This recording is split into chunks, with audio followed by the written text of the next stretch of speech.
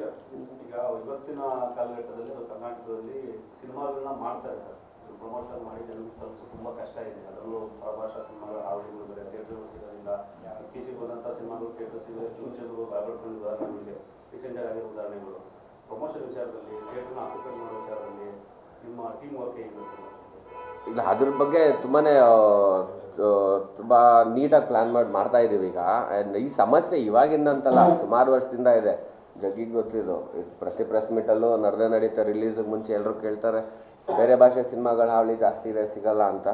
ಅದು ಯಾವಾಗ ಏನಾಗುತ್ತೆ ಅಂದರೆ, ಇವಾಗ ನಮ್ಮ ಸಿನಿಮಾ ಚೆನ್ನಾಗಿಲ್ಲ ಅಂದಾಗ ಖಂಡಿತವಾಗ್ಲೂ ಜನ ಬಂದು ನೋಡಲ್ಲ. ಸಿನಿಮಾ ಚೆನ್ನಾಗಿದೆ ಅಂದ ತಕ್ಷಣ ಖಂಡಿತವಾಗ್ಲೂ ಬಂದು ಸಪೋರ್ಟ್ ಮಾಡೇ ಮಾಡ್ತಾರೆ. ನಮಗೆ ನಂಬರ್ ಆಫ್ ಥಿಯೇಟರ್ಸು ಜಾಸ್ತಿ ಆಗುತ್ತೆ.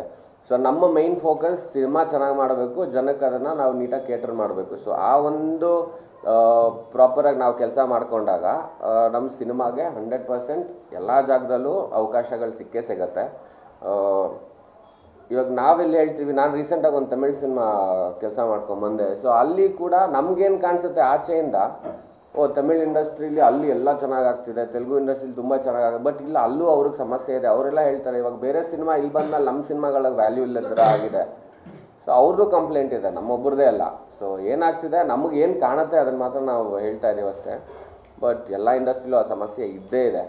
ಇವಾಗ ಬಾಲಿವುಡ್ ಲೆಕ್ಕ ತೊಗೊಂಡ್ರೆ ನಾವು, ಬಾಲಿವುಡ್ಡಲ್ಲಿ ತುಂಬ ಚೆನ್ನಾಗಿ ಆಗ್ತಿರೋದೆಲ್ಲ ಸೌತ್ ಸಿನಿಮಾಗಳೇ. ಸೊ ಅವ್ರೇನು ಯಾರ ಹತ್ರ ಹೋಗಿ ಕಂಪ್ಲೇಂಟ್ ಮಾಡಬೇಕು? ಸೊ ಸಿನಿಮಾ ಚೆನ್ನಾಗಿದ್ದರೆ ಎಲ್ಲಿ ಬೇಕಾದ್ರೂ ಹೋಗುತ್ತೆ. ಇವಾಗೇನು ಪ್ಯಾನ್ ಇಂಡಿಯಾ ಅಂತ ಒಂದು ದೊಡ್ಡ ಮಟ್ಟದಲ್ಲಿ ನಡೀತಿದೆ.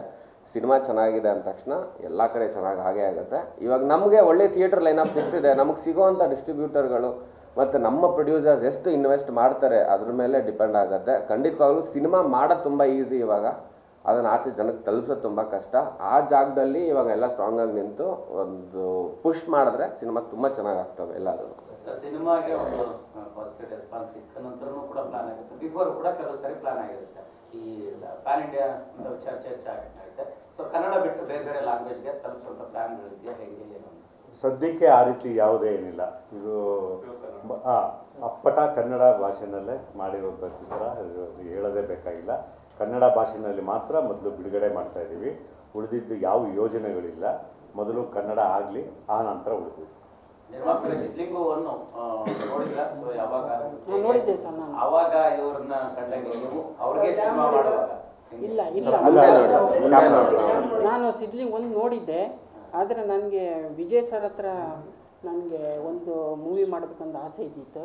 ಆಮೇಲೆ ನನಗೆ ಇದೊಂದು ಸಿದ್ಲಿಂಗ್ 2 ಅಂತ ಇದು ಆದ ನಂತರ ನನಗೆ ಒಂದು ಚಾನ್ಸ್ ಸಿಕ್ತು. ಅದಕ್ಕೆ ಅವರಿಗೆ ನಾನು ಮಾಡಿದ್ದೀನಿ, ಇಂಟ್ರೆಸ್ಟ್ ಮಾಡಿದೆ.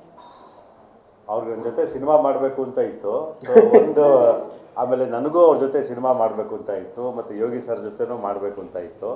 ಒಂದು ಏನಂತಂದರೆ ಅವರು ಸಿದ್ಲಿಂಗು ಭಾಗ 1 ನೋಡಿದರು, ಅದು ತುಂಬ ಇಷ್ಟ ಆಗಿತ್ತು. ಹಾಗಾಗಿ ಅವ್ರ ಹತ್ರ ನಾನು ಪ್ರಪೋಸ್ ಮಾಡಿದ ತಕ್ಷಣ, ಕತೆ ಹೇಳಿದ ತಕ್ಷಣ ಅವರು ಒಪ್ಕೊಂಡ್ರು ಸಿದ್ಲಿಂಗು 2 ಮಾಡೋಣ ಅಂತೇಳಿ.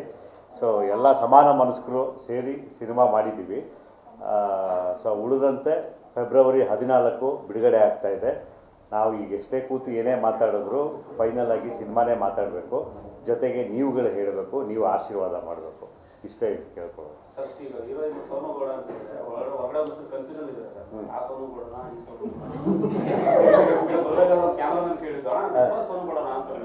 ಯಾವ ಸೋನುಗೌಡ?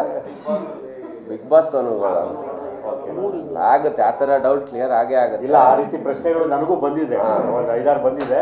ಸರ್ ಯಾಕೆ ಸರ್ ಹಿಂಗೆ ಅಂತಂದ್ರು. ಇಲ್ಲಪ್ಪ ನೋಡಿ ನೀವು ಸಿನಿಮಾ ಅಂತಂದೆ.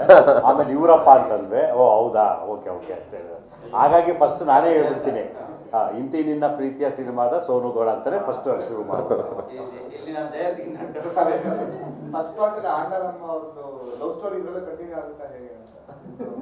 ಅವ್ರ ಜೊತೆ ಲವ್ ಸ್ಟೋರಿ ಇರ್ಲಿಲ್ವಲ್ಲ. ಲವ್ ಸ್ಟೋರಿ ಇಟ್ಟಿದ್ರು ರಮ್ಯಾ ಜೊತೆ ತಾನೆ, ಅದು ಆಕಸ್ಮಿಕ.